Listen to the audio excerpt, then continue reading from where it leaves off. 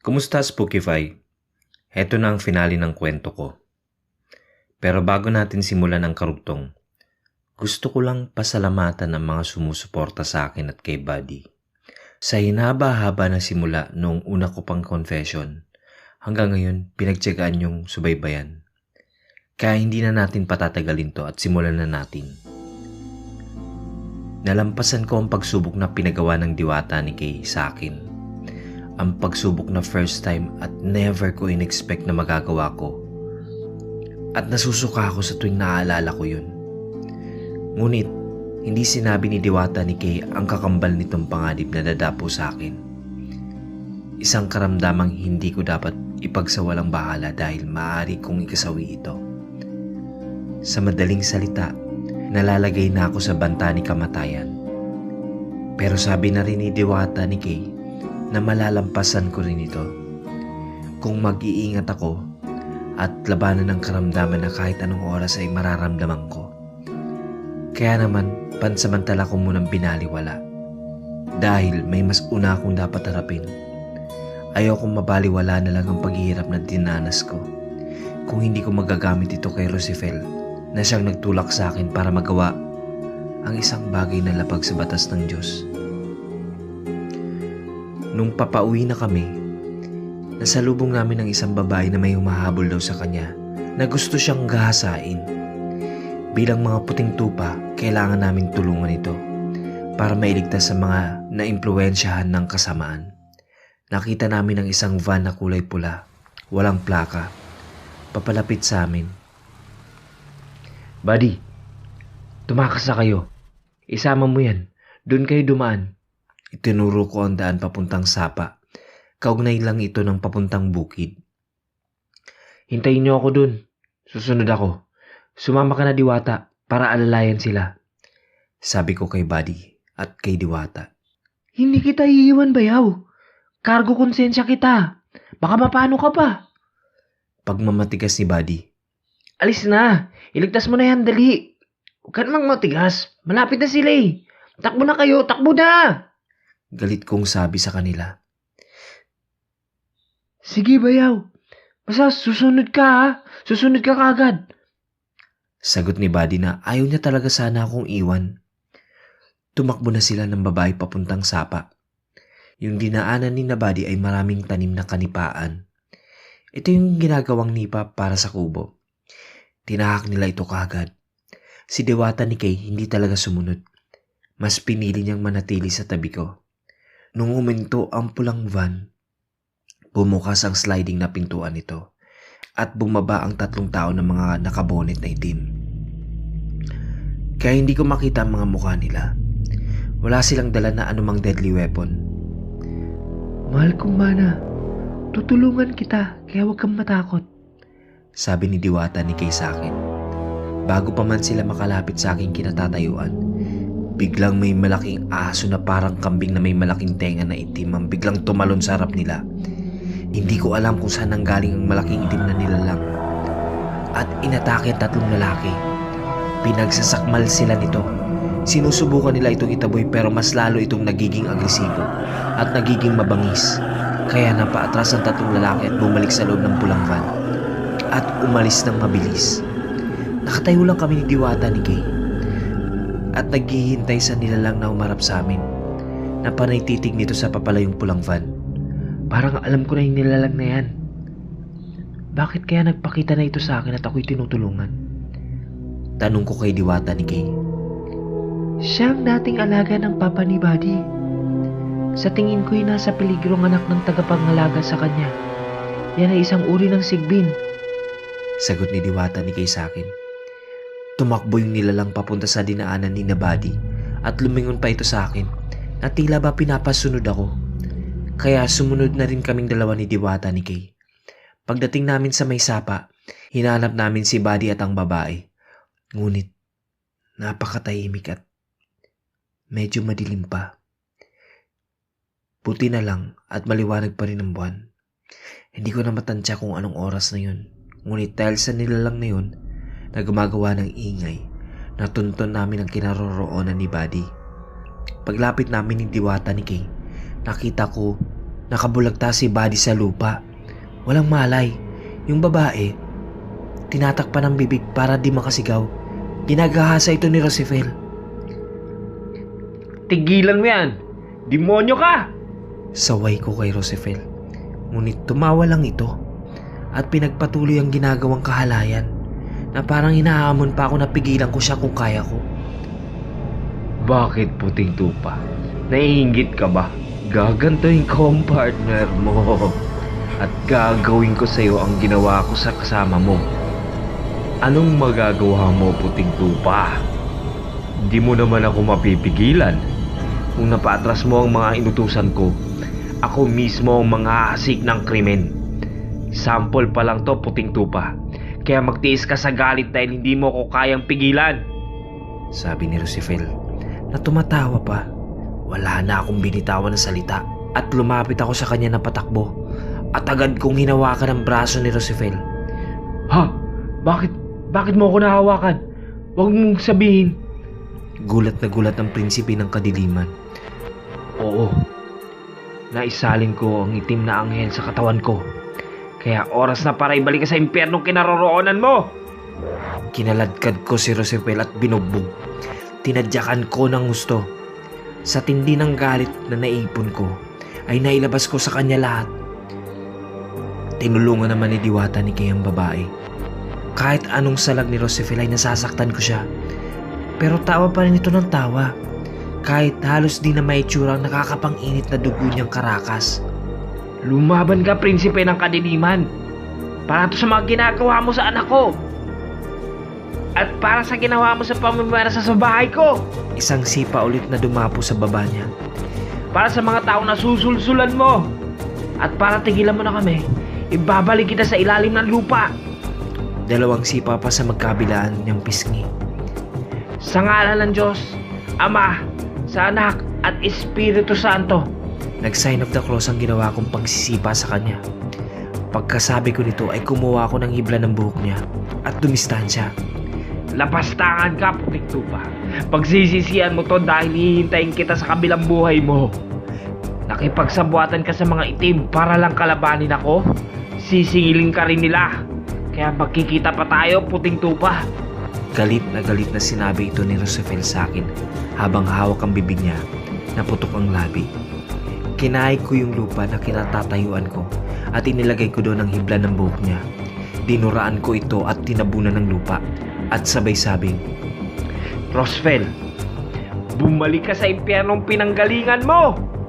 Pagkasabi ko nito ay dumilim ang paligid at biglang kumulog ang langit. Kahit wala namang ambon, kitang-kita namin kung paano malusaw si Roosevelt na parang bakal na tinunaw na nagbabagang apoy. At kumalat sa lupa ang nalulusaw na si Roosevelt. Sinipsip ito pa ilalim sa lupa. Nakita nung babae ang pangyayaring lahat. Natatakot siya sa kanyang nasaksihan. Lumapit ako kay Buddy at ginising ko siya. Nung magising si Buddy, hinahanap niya si Roosevelt. Asa na yung demonyo, bayaw? Para akong nakuryente kanina. Hinawakan niya ako sa leeg. Wala na akong maalala. Hindi ako nakapalag. Bigla na lang kasi siyang sumulpot mula sa likod ko. Pagkikwento ni Buddy sa akin, yung babae naman, may ginawa si Diwata ni Kay para makalimutan nito ang mga nasaksihan ng mga pangyayari. Hinatid din niya ito. Hindi na kami sumama ni Buddy dahil umuwi na rin kami. Ilang araw ang lumipas. Hapon pa lang noon may nararamdaman na akong pagsakit ng ulo ko. Nahihilo ako. Yung sakit ng ulo ko, hindi normal. Hindi normal kasi sobrang sakit. Parang mabibiyak ang ulo ko. Kahit nagkwekwentuhan kami ni Moy, Erwin, Buddy, napansin nilang matamlay daw ako. Pero kahit ganun, tinis ko lang. At nakipagsabayan pa rin ako sa kulitan naming apat. Hinayaan ko lang yung nararamdaman ko. Noong gabi na, habang naka-online ako, nakikipag-chat sa mga friends na nakilala ko lang sa FB at nagbabasa ng mga stories dito sa Spookify. Lalong lumala ang pakiramdam ko. Parang namamanhid ang buo kong katawan. Pag-logout ko nun, Dahil matutulog na lang ako para makapagpahinga, pumunta muna ako ng kusina para uminom ng tubig. Ngunit nung aakma na sana akong iinom ng tubig sa baso, nag-blackout bigla ang paningin ko. Hinimatay na pala ako nun. At base sa salaysay ni na Buddy, narinig na lang nila akong kumalabog sa kusina. At nung makita nila ako, nakabulagta na ako sa sahig, basang-basa sa tubig na natapon sa aking pagkakabagsak. Tinulungan nila ako at agad na isinugod sa malapit na ospital. Kung naalala niyo pa si Nurse Mitch, siya daw agad ang tumulong kina Buddy para asikasuhin ako ng mga doktor. Wala akong malay nun kaya hindi ko alam ang mga nangyari. Ipinalipat daw ako sa City Hospital dahil wala silang dugo na dapat ipansalin sa akin. Dahil kailangan daw akong maabunuhan kaagad. Dahil bumaba daw ang platelets ng dugo ko at lumala ang aking migraine sa ulo. Nung mailipat ako sa City Hospital, naabunuhan ako ng dugo kaagad pero wala pa rin akong malay. Hanggang sa pagkabukas, nagumaga at nagtanghali na, wala pa rin daw akong malay. Nag-alala na ang lahat ng pamilya, lalo na si partner. Iyak daw ng iyak pati ang baby na tila alam niya ang nangyayari sa akin. Nung bigla na lang daw akong nagsuka at nangingisay, kaya isinugod na ako sa emergency room. Nagpanik lahat ng nurse at doktor. Habang lumalaban ako sa bingit ng kamatayan, ginamit daw ni Buddy yung ebanghelyo na Latin sa pagdadasal at tinawag ang maestro dahil nabigo ang doktor na iligtas ako sa bingit ng kamatayan.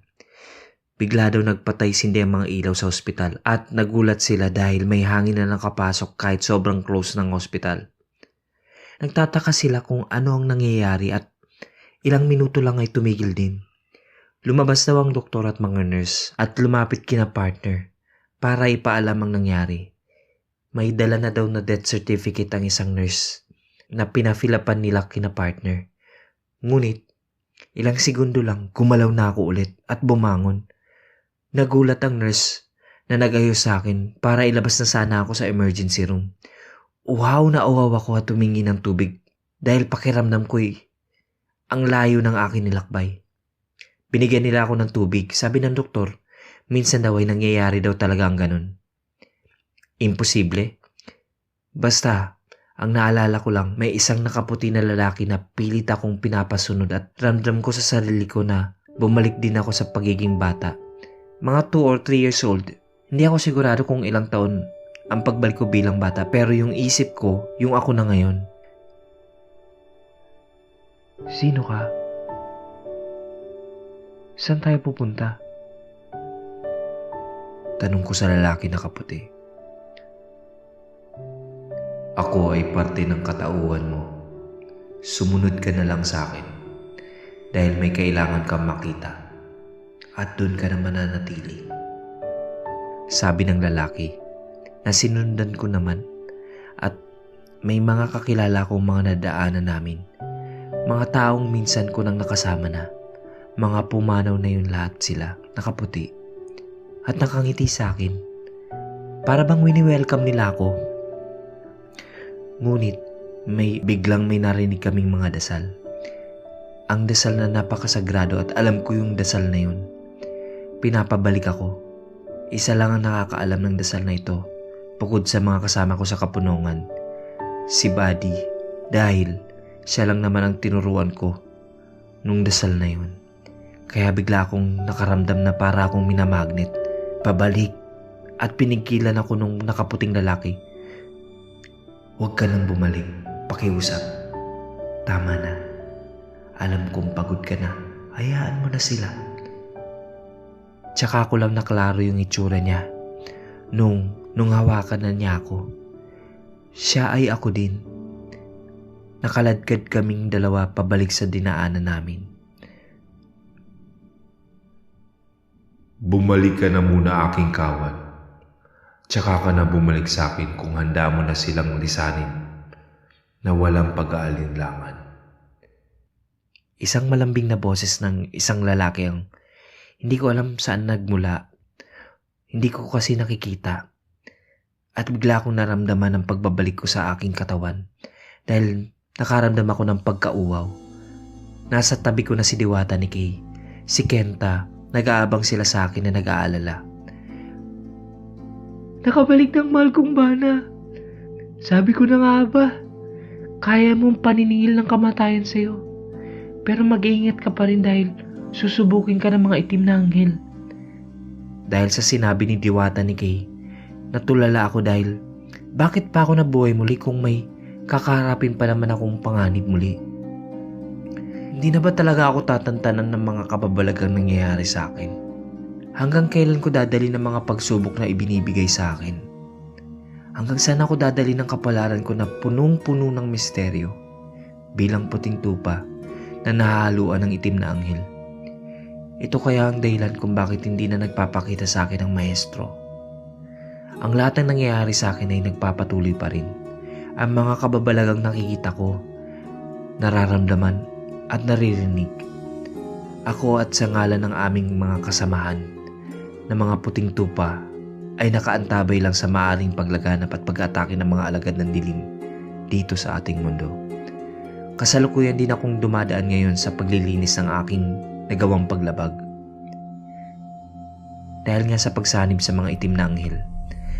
Hanggang sa aking pagbabalik mga kaibigan, salamat sa inyong pagsusubaybay sa mga kwento ko. Lagi po nating tandaan na sa bawat kasalanan nating nagagawa, humingi lang tayo ng tawad sa ating Diyos at huwag tayong manakit ng ating kapwa-tao. Alam kong magtataka ang iba kung bakit ako binigyan ng pangalawang buhay at imposible mabuhay muli. Natural lang na makabalik pa ako sa aking katawan dahil wala naman akong fatal damage. At dahil din yun sa mga maraming nagdasal na inalalayan din ng sagradong ebanghelyo na tanging kaming puting tupa lang ang mga may karapatan na gamitin ito. Ang milagro ng Diyos ay huwag niyong iismulin dahil totoong may life after death. Yung mga pumanaw na mahal niyo sa buhay, mas pinili na nila na doon na sa kinaroroonan nila. Bakit pa sila babalik kung alam nilang makakaramdam lang sila ng paghihirap at sakit?